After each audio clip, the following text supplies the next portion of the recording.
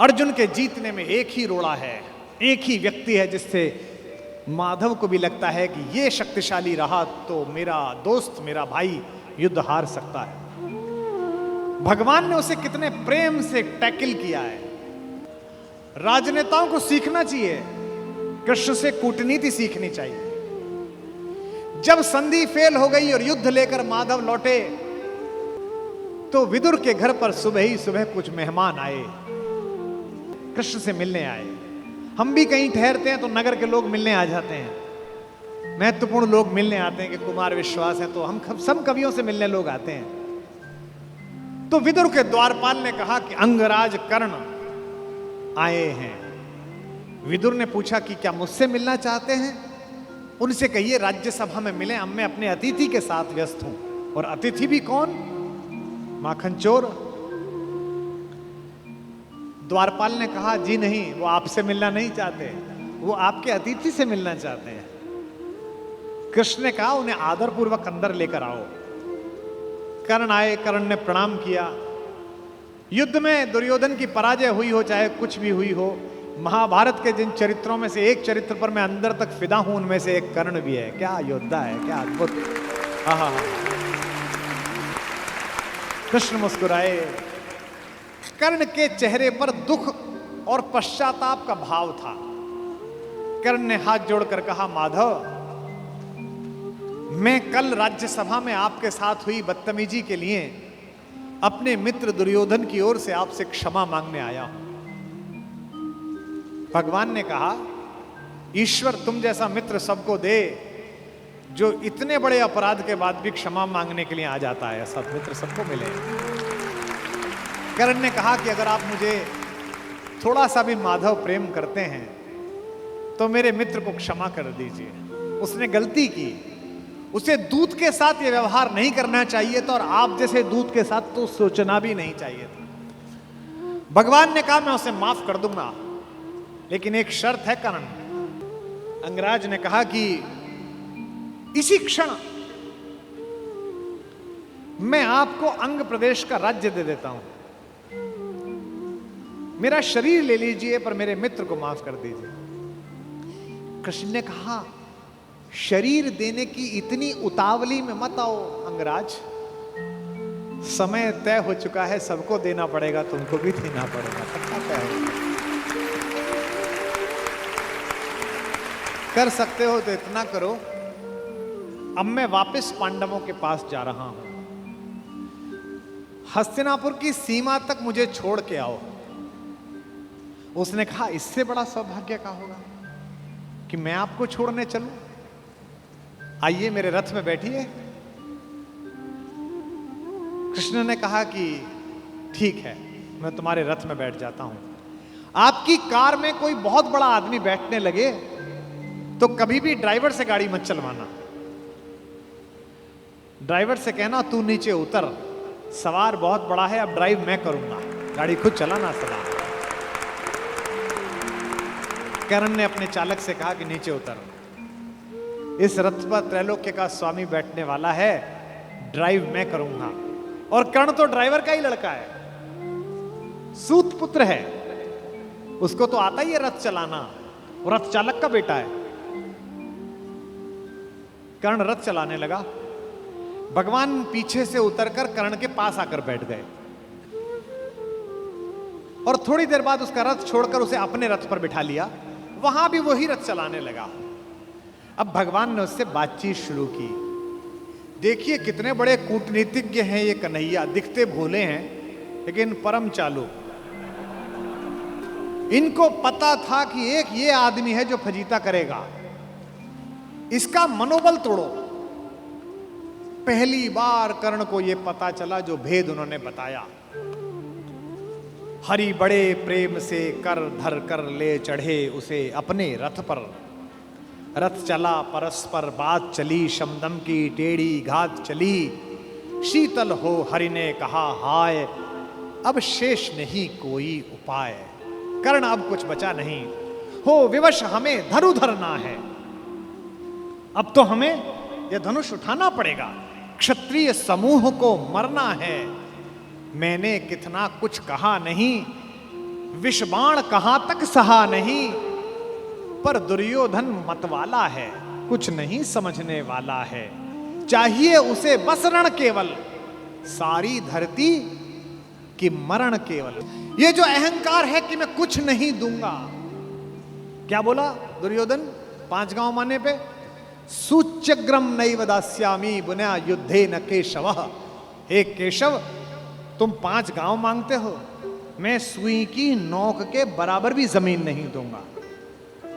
हे वीर तुम ही बोलो अकाम। बिना पार्शल हुए बोलना। कर्ण से पूछ रहे हैं, क्या वस्तु बड़ी थी 5 ग्राम? 5 ग्राम ही तो मांगे थे, वह भी कौरव को भारी है, मत गई मूढ़ की मारी है। दुर्योधन को बोधूं कैसे, इस रण को अवरोधूं कैसे? सोचो क्या दृश्य विकट होगा रण में जब काल प्रकट होगा। बाहर शोणित की तप्त धार, भीतर विधवाओं की पुकार। निशस्त्र विशस्त्र बिल्लाएंगे, बच्चे अनाथ हो जाएंगे।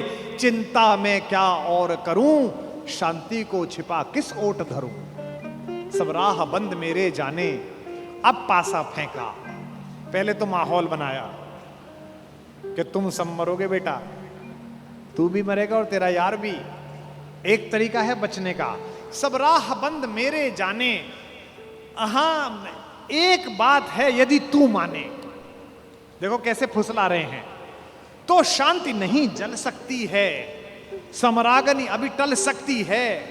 पा तुझे धन्य है दुर्योधन, तू एकमात्र उसका जीवन। तेरे बल की है आस उसे, तुझसे जय का विश्वास तुझे। तू संग न उसका छोड़ेगा, वह क्यों रण से मुंह मोड़ेगा। जब तक तू उसके साथ है वो लड़ाई नहीं छोड़ सकता। बस ऐसा कर, तू उसे छोड़ दे। क्यों? क्या अघटनीय घटना कराल। एक बात बताऊं तुझे कर्ण, एक बड़ी कराल घटना इस खानदान में हो गई है, तुझे पता नहीं है। तू प्रता कुक्षिका, प्रथा मतलब कुंती, तू कुंती कोख का प्रथम लाल। तू कुंती का पहला बेटा है। ये पहली बार कर्ण को स्वयं भगवान श्री कृष्ण ने बताया है, सबसे पहली बार। अच्छा, ये बात पहले भी बता सकते थे कभी, कर्ण तो रोज मिलता था। जब 14 साल का वनवास था तब बता देते। नहीं, अगर तुरुप का इक्का आ जाए तो शुरू में मत फेंको, बचा के रखो, फाइनल टेबल पे काम आएगा। अब कर्ण को बता रहे हैं कि तू तो कुंती का लड़का है, पनसूत अनादर सहता है, कौरव के दल में रहता है, किस्मत के फेरे में पड़कर का प्रेम सदा बसा दुश्मन के घर, निज बंधु मानता है पर को कहता है शत्रु सहोदर को। पर इसमें दोष न तेरा है, तेरा कोई दोष नहीं है। अब कहा मान इतना मेरा, अब इतनी मान, चल होकर संग अभी मेरे, जहां 5 भ्राता तेरे। कहते हैं एक काम कर, अब मेरे रथ पे से उतरी मत, अब मैं हाँक रहा हूं और सीधा वहीं जाकर रुकेगा जहां तेरे 5 भाई हैं। जिसको जिंदगी में किसी ने भाई नहीं कहा, जो मां की एक पुकार के लिए जीवन भर तरसा है, उसको जिंदगी का सबसे बड़ा प्रलोभन दे रहा है हमारा कान्हा। क्या कह रहा है? बिछुड़े भाई मिल जाएंगे, सब मिलकर मोद मनाएंगे। कुंती का त्यू ही परम तनय ज्येष्ठ, बल बुद्धिशील में परम श्रेष्ठ। और क्या करेगा? पद त्राण भीम पहनाएगा, भीम तेरे को चप्पल पहनाएगा। कैसे कैसे लालच है, कैबिनेट मिलेगी,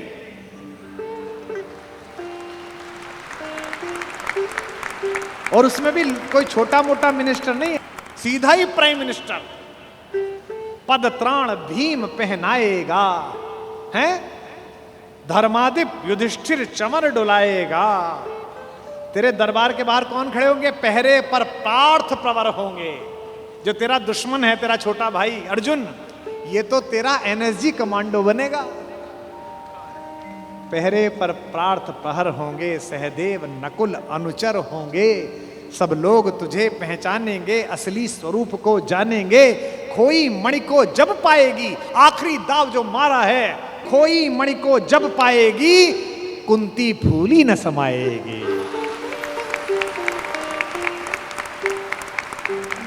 क्या लालच है, क्या लालच है। आहा हा हा। कुरुराज स्वयं झुक जाएगा, संसार बड़े सुख में होगा। कोई न कहीं दुख में होगा। सब गीत खुशी के गाएंगे, तेरा सौभाग्य मनाएंगे। और आखिरी में ऐसी बात कहता है, और कौन दुनिया को जो देता है वो भीख मांग रहा है। मेरे कन्हैया को पृथ्वी की आग टालने के लिए भीख मांगनी पड़ी। कुरुराज समर्पण करता हूं, पूरा राज्य कुरुराज समर्पण करता हूं, साम्राज्य समर्पण करता हूं, यश मुकुट मान सिंहासन ले, बस एक भीख मुझको दे दे। कौरव का तज रण शोक सखे, भूखा भावी हर शोक सखे। ये तो कन्हैया हैं जो इतनी स्ट्रेटेजी अपनाते हैं। किस लिए? देखो, ये बड़ा गहरा गणित है, इसको समझो। इस दाव को चलने में कृष्ण का कोई नुकसान नहीं है। अगर कर्ण इधर आ जाता तो महाभारत समाप्त हो जाती।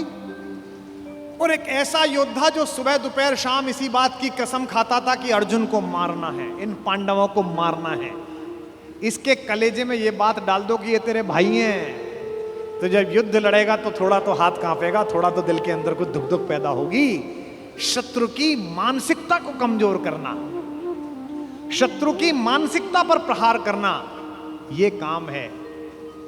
लेकिन कृष्ण की इस कथा में थोड़ा स्मरण कर्ण का भी कर लो कि उस जैसा कोई आदमी भी पैदा नहीं हुआ जो इतनी सारी चीजों को ठुकरा दे और खुल के कह दे, हे ऋणी कर्ण का रोम रोम, जानते सत्य यह सूर्य सोम, तन मन दुर्योधन का है, यह जीवन दुर्योधन का है। और दो पंक्ति जो कही है कर्ण ने, मैं उसकी दृढ़ता को और उसके समर्पण को प्रणाम करता हूं। सुरपुर से भी मुख मोड़ूंगा, केशव मैं उसे न छोड़ूंगा।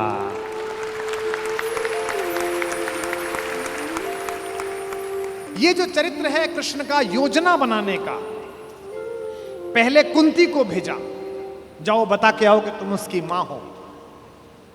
मां ने कहा कि तू वापस आ जा, तो उसने एक वरदान दिया मां को। मां ने कहा, अभिलाष लिए तो बहुत बड़ी आई थी, पर आस नहीं अपने बल्कि लाई थी। था एक भरोसा यही कि तू दानी है, अपनी अमोघ करुणा का बड़ा अभिमानी है। उसने भी कहा, मां मैं तुझे वचन देता हूं कि तेरे 5 बेटे जीवित रहेंगे।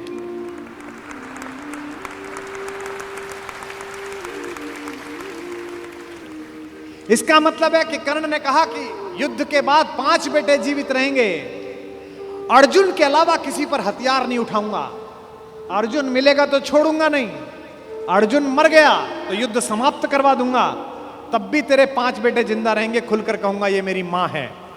और अगर अर्जुन का दाव चल गया मां, तो तुझे पता और मुझे पता कि हम मां बेटे हैं, तेरे 5 बेटे जिंदा रहेंगे। जा मां, मैं तुझे वरदान देता हूं। तू दान दान रही किंतु क्यों माता, पुत्र ही रहेगा सदा जगत में दाता। मैं ही देता रहूंगा, दुनिया तो उससे सदा सभी कुछ लेगी, पर क्या माता भी उसे कभी कुछ देगी। मैं एक कर्ण अतएव मांग लेता हूं, बदले में तुझको 4 कर्ण देता हूं। छोड़ूंगा मैं तो कभी नहीं अर्जुन को, तोड़ूंगा कैसे स्वयं पुरातन प्रण को, पर अन्य पांडवों पर मैं कृपा करूंगा, पाकर भी उनका जीवन नहीं हरूंगा।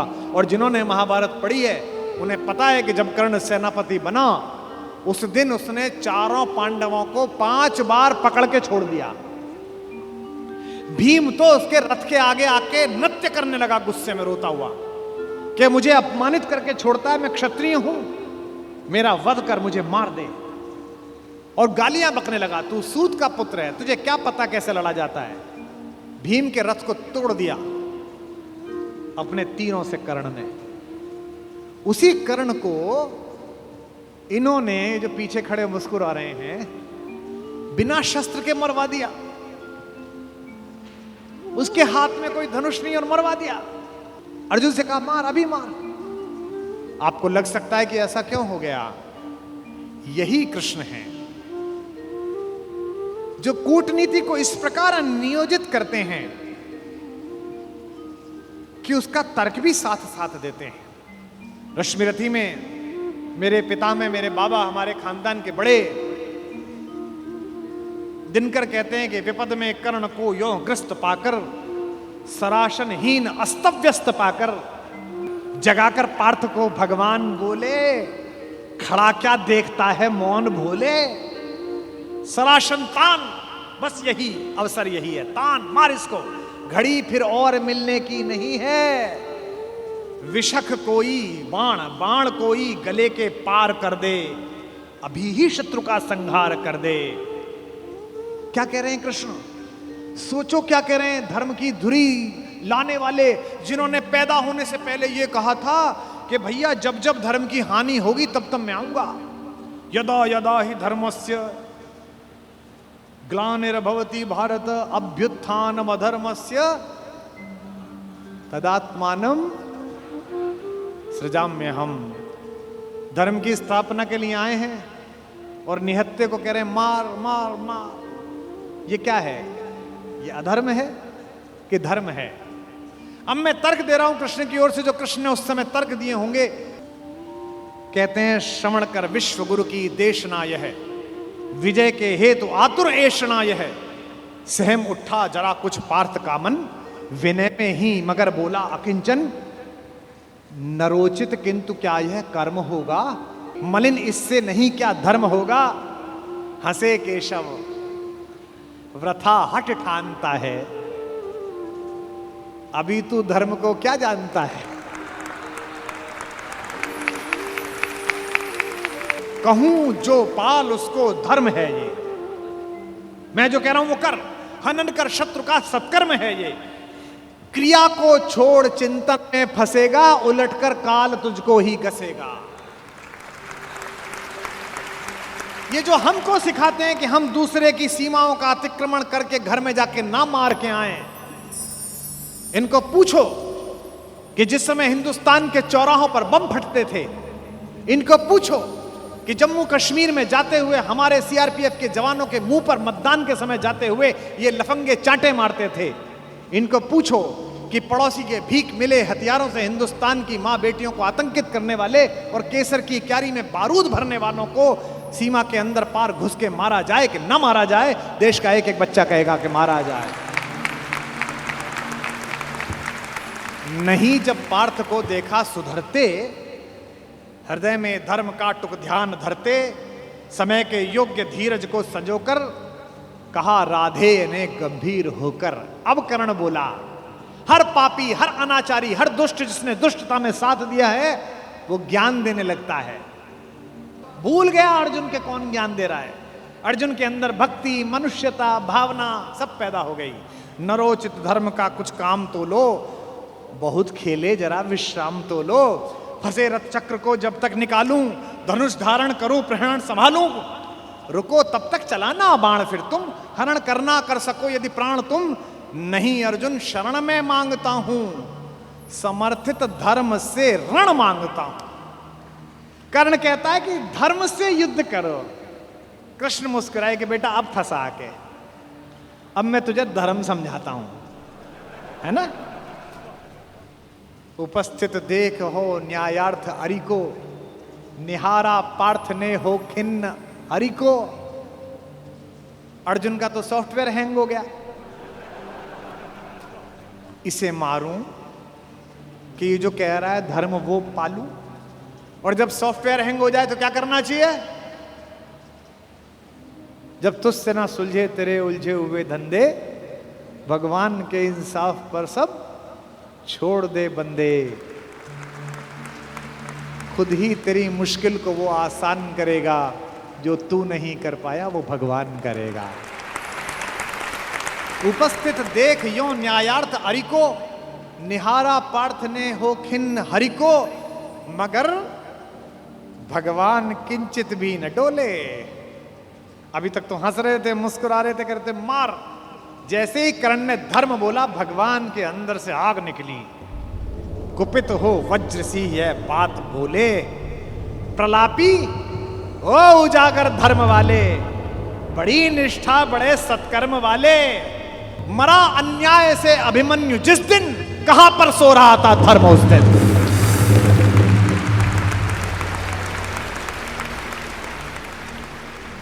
मरा अन्याय से अभिमन्यु जिस दिन, कहां पर सो रहा था धर्म उस दिन।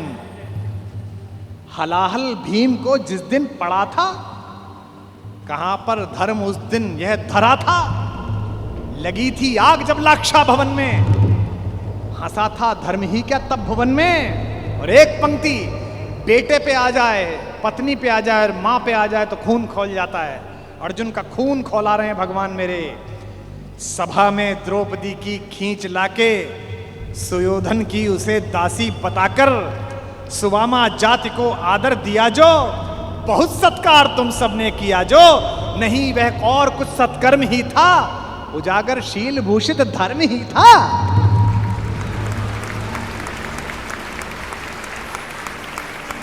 जिस दिन एक रजस्वला बेबस महिला को बाल से खींचकर तेरे दोस्त का नीच छोटा भाई लाया था, और तेरे उस तथाकथित मित्र ने अपनी जंघा पर हाथ मारा था कि यहां बैठेगी, उसी दिन तय हो गया था कि इस जंघा पर धर्म युद्ध के खिलाफ चोट पड़ेगी।